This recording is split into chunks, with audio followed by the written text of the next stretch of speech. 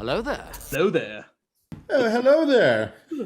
Master Kenobi. Welcome back to Brocast.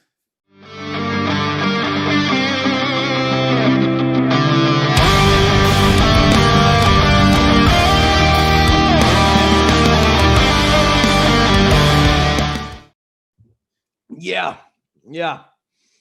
This is the post-COVID overweight edition. Hold on, I'm not prepared. There we go. Oh yeah, I'm still sitting in Tatooine. I have evening Tatooine. You have morning Tatooine. Morning Tatooine. Yeah. Welcome to Brocast, everybody. We're back. It's been a while, but How long's it been? I don't know. Got it. Maybe in the fall. What was our last thing we even talked about? Alcohol, I think. I was telling someone about Brocast the other day, and pull up the episodes. We had quite a few episodes. It's like 7 or 8 already. Obviously, we're very invested. You can tell.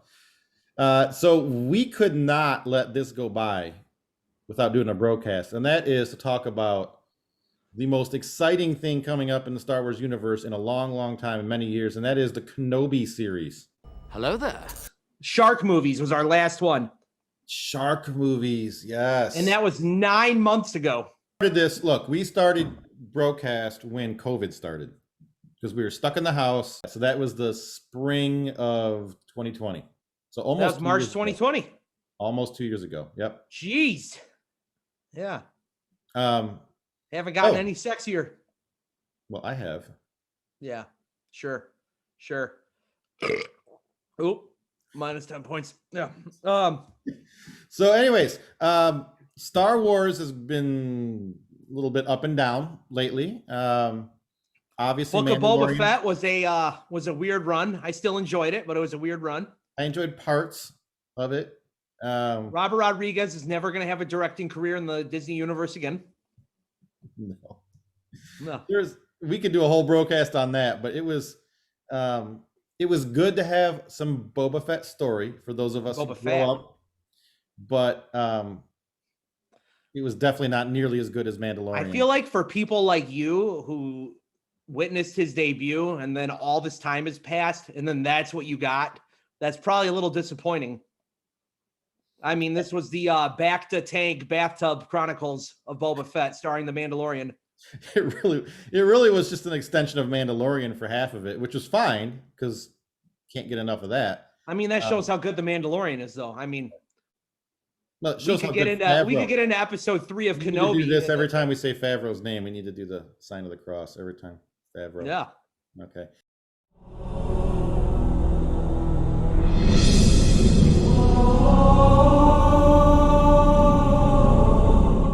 But that came after episode 9, which we were talking earlier today.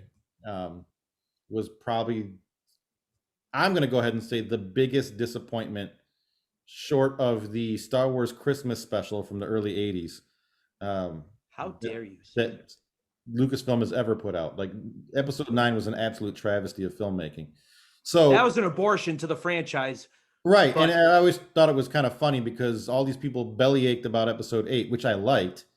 You got to bring JJ back. And they brought JJ back and he completely ruined it. I didn't even agree with the direction it went, but I liked it. It held up enough for me to be like, that's not how I would have done it, but it was still a great Star Wars movie. You're talking about episode 8. Yeah. Yeah. Other than the, I really didn't like how Luke played out, but nonetheless, if I can love Return of the Jedi in spite of Ewoks, I can love episode 8 in spite of the casino scene, because that was really the only weak point in the entire movie. Yeah. No, not a lot of people liked how Luke turned out. Did you really expect Luke to turn into a fat hobo who went through all these hardships and went through all that to redeem his dad, and then he's like, "Oh, my nephew's a bitch. I should probably kill him in his sleep." Okay, but that storyline started in episode 7. Yeah. Right? He disappeared and he's trying to get away from everything. So episode 8 comes around, they had to tell that story. Yeah. And he had his redemption arc at the end of it. I mean, episode 7, that ending where it ends and he's just standing there. And then I like that. Like, I mean, it's okay, but okay, you realize now whoever the director or writer is has to tell that story now, because that's how the last one ended. You have to do something with it. I thought that was brilliant how it started with him just chucking the lightsaber. Yeah. I thought that was a funny laughed way at to that. continue it, because it sort of makes fun of what all the fans didn't like. First of all, episode 9, they were trying to tell like 10 hours worth of story in 2.5 hours. And leave Palpatine alone. Why did he have to come back? So much. Like, we're jumping from this storyline to that storyline, and now we're over here, now we're over there. Like, your head was spinning. And yes, Palpatine, that was not necessary. You ever see the meme with like the leaking tube of water and the guy smacks the sticker over the leak and then like you write like, I feel like that's what they did. Like they didn't know what to do. Palpatine. Put a hole in the Palpatine is the Flex Seal of yeah, like you know what? The whole premise of Darth Vader was he went through all that to learn how to save his wife because he didn't know how to do like A, B, and C. He couldn't heal people. He still didn't know how to heal people. He went down his dark spiral. Rey is a desert vagabond who's been a Jedi for 10 days and finds a snake in a cave and is like, touched by an angel. You're healed. Remember everyone complaining that the Luke Force Ghost caught the lightsaber? Like, wait a minute. Since when can Force Ghosts touch stuff? Why aren't they fighting? Yeah. No, so the only reason I bring up episode 9, because we just lost all 7 of our listeners right there, is to point out how things have kind of gone up and down with Star Wars lately. And the anticipation of Kenobi has been really big, I think, for the franchise. So there's a lot of pressure on this series, but I have faith that anything that, what's the director's name? Deborah Chow. Yes. She was brilliant in what she did with Mandalorian. Ewan McGregor is Ewan McGregor. You almost can never go wrong with him. And then we got Filoni and Favreau behind it. Yeah.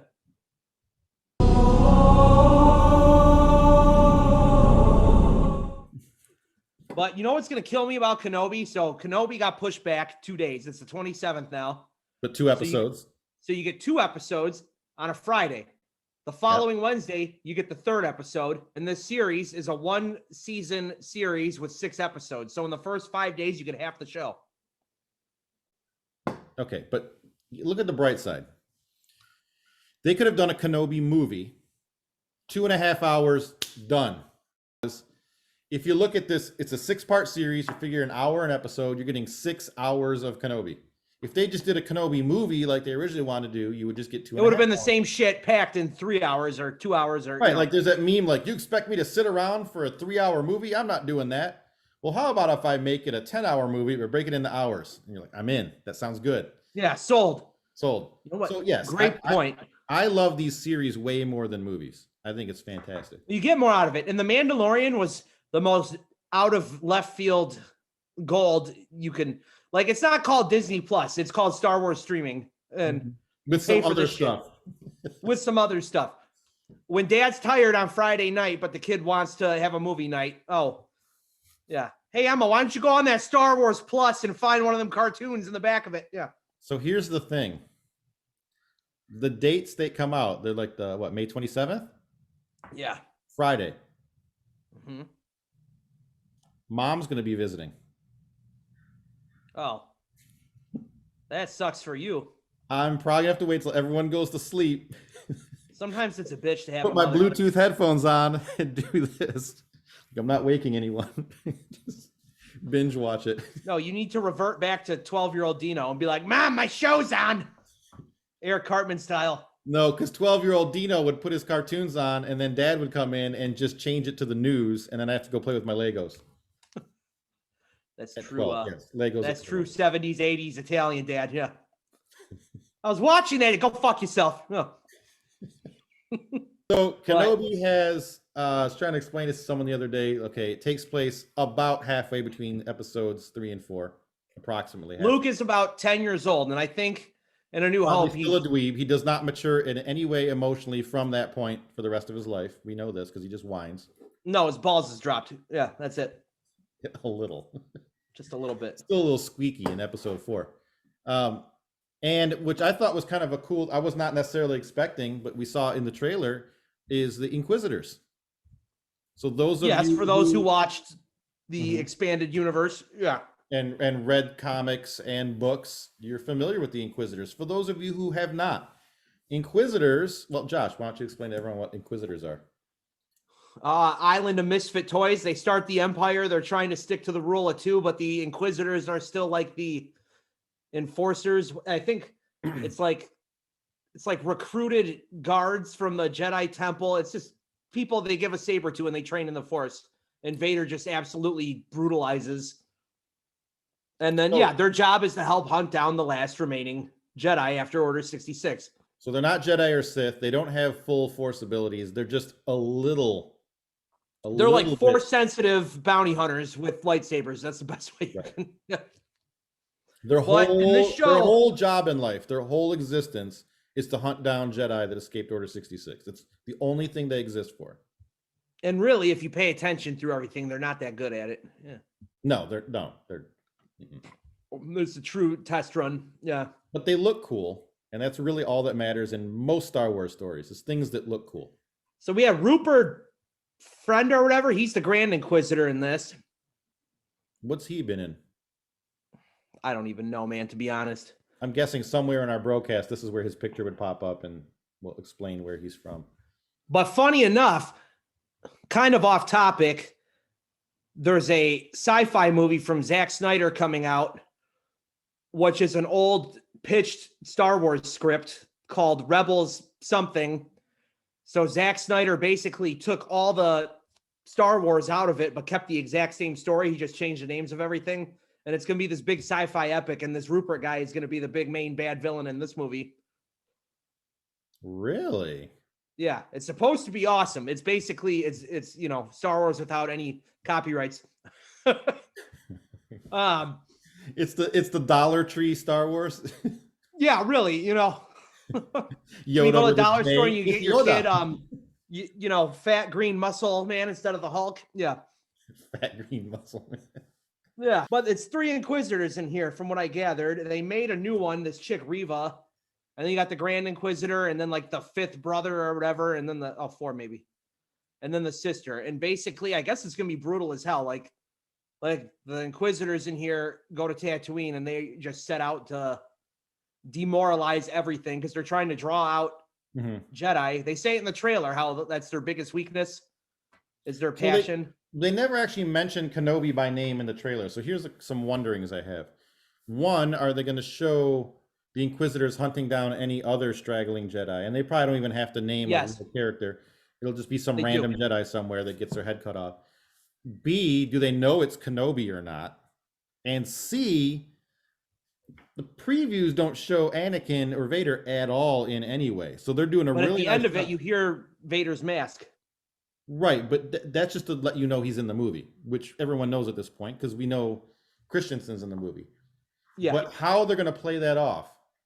So here's what I've read, and here's what they've actually released. So there's a runaway Jedi. I forgot his name already, but he's a new character. He hasn't been established at all yet. And he travels around, and he somehow figures out Kenobi's on Tatooine. So he goes there looking for him, but Kenobi's hiding so good, the Inquisitors have no idea where Kenobi is. At this point, I guess Kenobi's just next to Yoda, like the number 2 most wanted person, but they have no idea how to find him or where he is. So the Inquisitors go to Tatooine because of this guy looking for Kenobi. And then, it goes from there. And then Kenobi, eventually just can't help himself and draws himself out. That's what I gathered.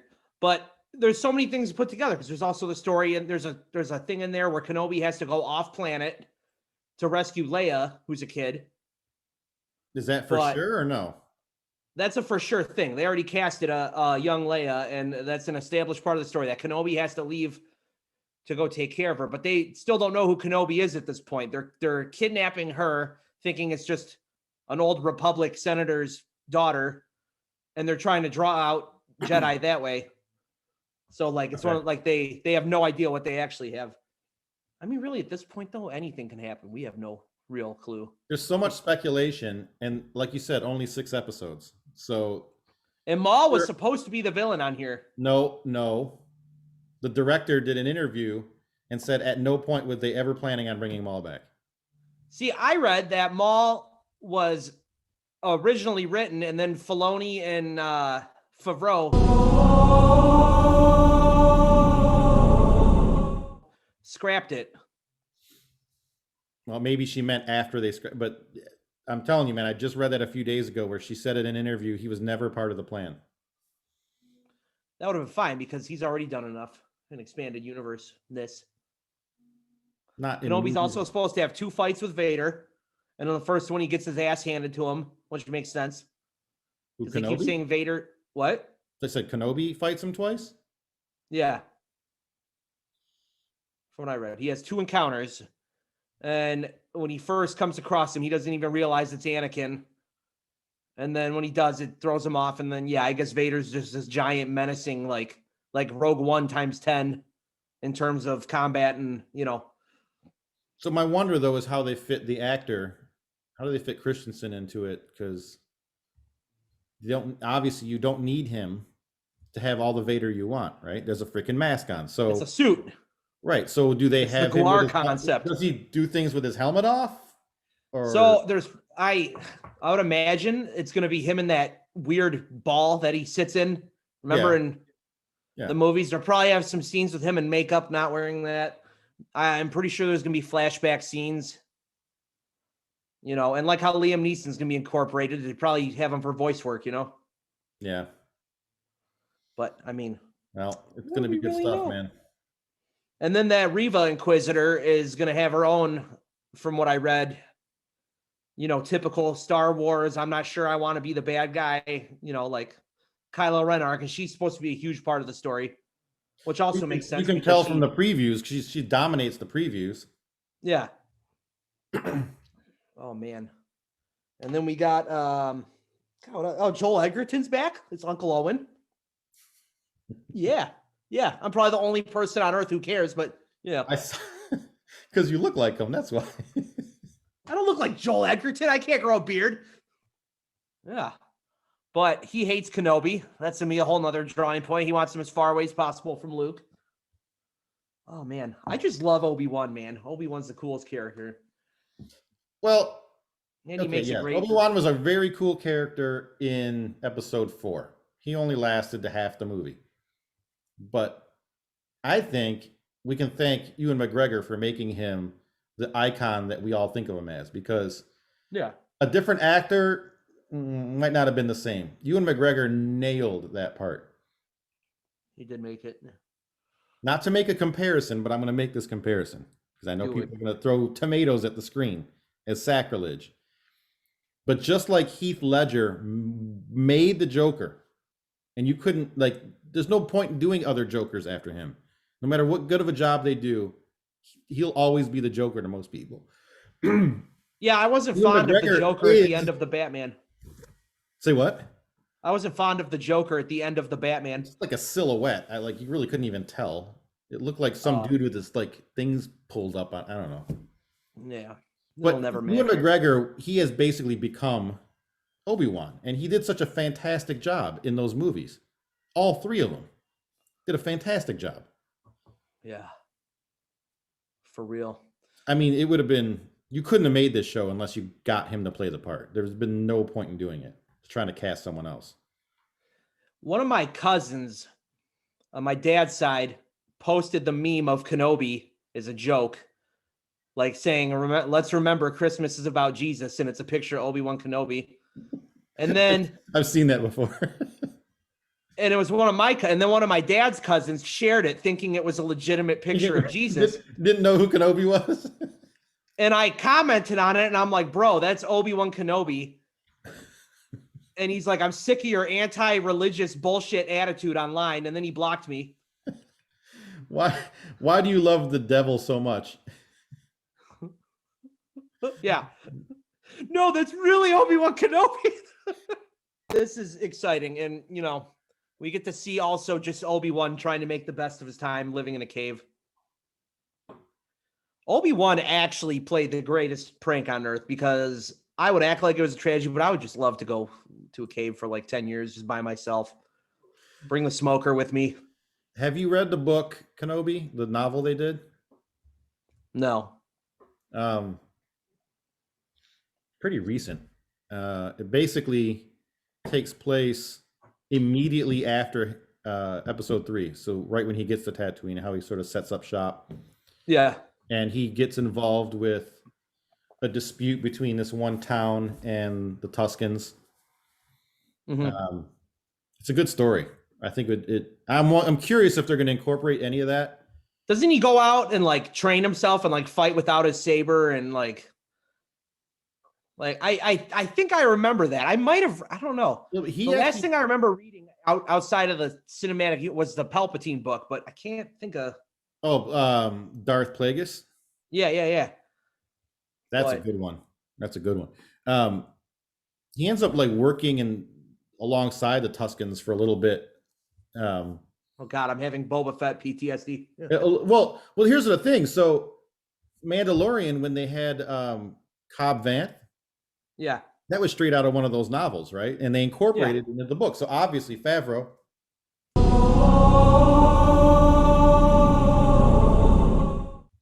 is a fan of the books. He incorporates it into the shows. So I'm curious if they're going to do that with Obi-Wan. Now this is going to be 8-9 years later, but they could probably still, I mean, however they do it, yeah, I'm sure they always sneak shit in there, even if it's not how it was in the book. Okay, so even episode 9, the shit show that it was, actually I think he was in 8 as well, the one pilot, Snap.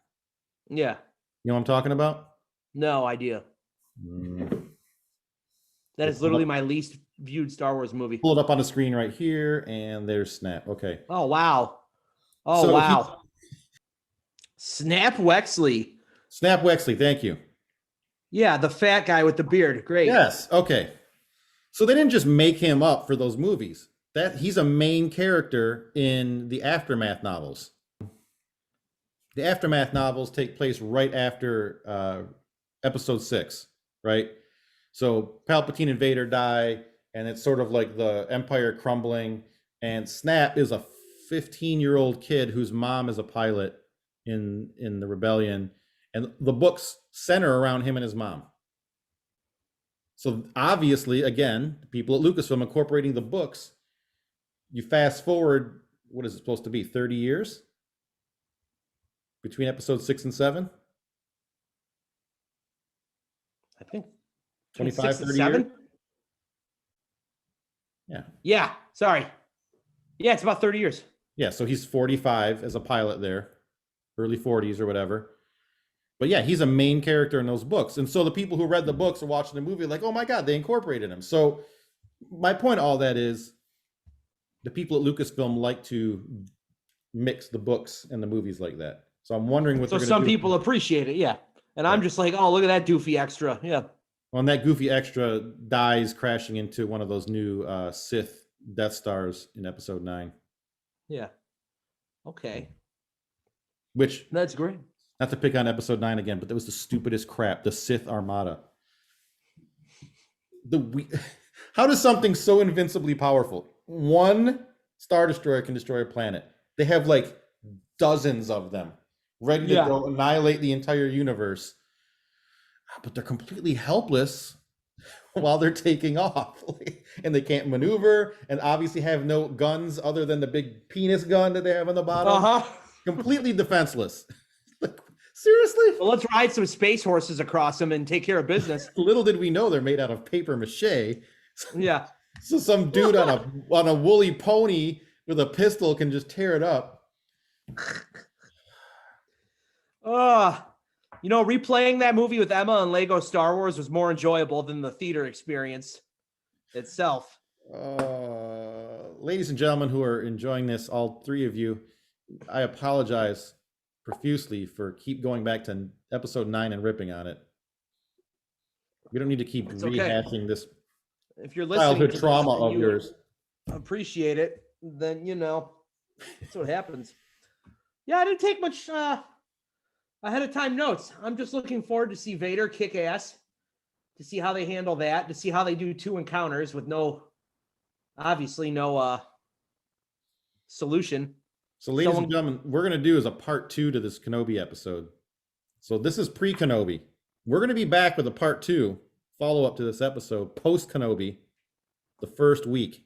Yeah. So that's 3 episodes in. We're going to do another one. Obviously, this is all just on the fly, improvised. Right.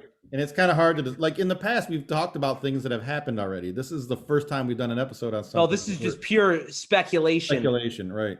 Yeah. You know, on a piece of side news, go watch The Unbearable Weight of Massive Talent. You and your Nicolas Cage man. Golden Nicolas Cage meta. Pedro Pascal's in there, speaking of Star Wars, and he was brilliant in that movie. I heard he was like the highlight of the movie. Oh, he was. Dude. Which is funny because he didn't have to really do any acting as the Mandalorian at all. Yeah, really. Monotone and a helmet. Like that's all. We need to bring Bill Burr back to the Star Wars universe. Yes. Yeah. Yeah. So this is an episode of tangents. What the hell? People who just popped up in the Star Wars universe and never came back. Bill Burr. Yes. We need more Bill Burr. Del Toro from episode 8. Yeah. He was We thought that character was going to be like a character. We thought he was going to be crucial. They literally did everything we didn't want for episode 9, but they couldn't give him 30 seconds. Like, show him in the background walking, nothing. Doing something shady. Yeah. No. The guy was great in episode 8. Well, he's great, period. Yeah. Everything he does. Yeah. What's he? Usual Suspects. Genius in that movie. Oh. Yeah. No, yeah. But Bill Burr, man, and he showed his acting chops there. I haven't really seen Bill Burr in anything else. Bill Burr had more of a character arc in 10 minutes in that episode than poor Flynn had in 3 movies. As an ex-stormtrooper. For real. Oh, yeah. Right, go back and rewatch that episode now. Just to watch him get all worked up. Just How to random. Watch Bill Burr. Yep. Did you hear too? Gina Carano might be coming back. No idea who that is. The one they fired. Oh, the muscle saying girl. She lives in Nazi Germany. Yeah. Every idiot's favorite comparison during the pandemic. We were joking around with our friend Sandra. She's from England. She's lived here for probably what? Horse lady. Yeah, horse lady. Yeah, you know Sandra. Because she has horses, not because she's deformed. Yes, ladies and gentlemen, she owns horses. That's why I call her that. She just got her U.S. citizenship a couple months ago. Oh, good for her. We're joking around. It's like, all right, you got to lose the accent. You got to start spelling America, lose the A, just put an apostrophe, America. So yeah. We're making all kinds of memes with like. Should have brought her a 24-ounce of PBR. Yeah. Get her a flag with the Union Jack crossed out and then the American flag underneath it. America. Oh, yes. Obesity and ignorance come hither, Sandra. Yeah. All right, ladies and gentlemen, we're going to sign off now, and we will be back in a few weeks with part 2 of this episode. And one of 2 things will be happening. Either we're going to sit like this, disappointed, like, what did they do to our favorite character? You have to be careful because there is such thing as... We're so excited about what we just saw. There is such thing as overhyped-itis. So, yeah. I'm really hoping, considering the pedigree of this writer-director, that we are going to be very, very happy when this is done. Fingers crossed. It should be good. It should be good. You got Dave and John behind it still. And the way Boba Fett went, I hope they learned their lesson. You didn't genuflect.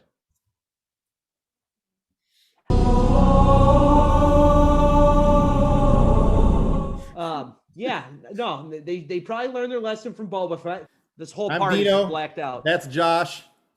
This is Brocast, and we will see you in a few weeks. Yeah, great.